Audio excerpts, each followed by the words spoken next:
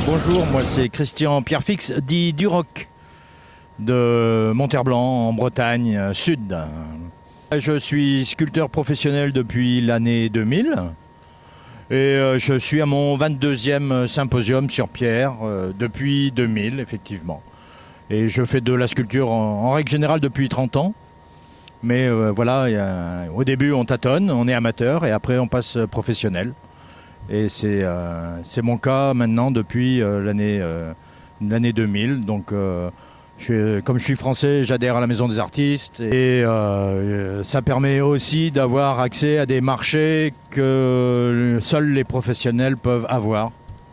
Donc pour moi ça me va très bien. C'est la première fois que je fais un Asprimont.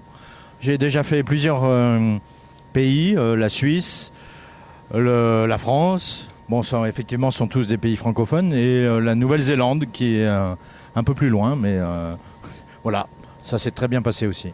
Alors, en fait, il s'agit d'une forme un peu organique. Au départ, c'était un gros cube.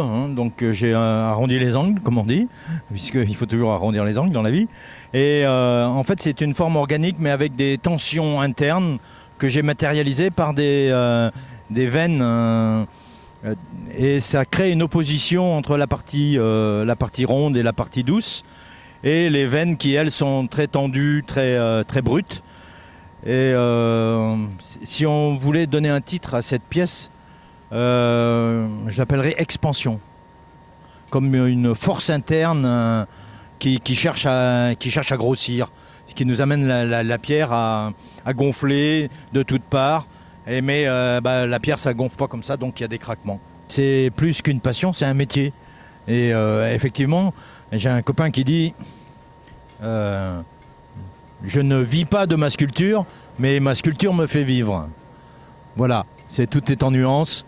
Mais effectivement, ça aide bien pour le quotidien. Si on peut faire son métier de sa passion, c'est le pied, non? C'est l'idéal.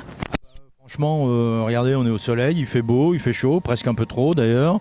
Mais effectivement, vivre de sa passion, en faire son métier, sans que ça devienne contraignant.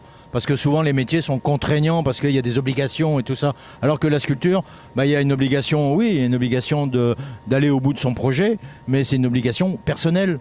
Et c'est ça qui est intéressant, c'est faire ce qu'on aime, quand on veut, si on veut et où on veut. Franchement, je vois pas de meilleur karma.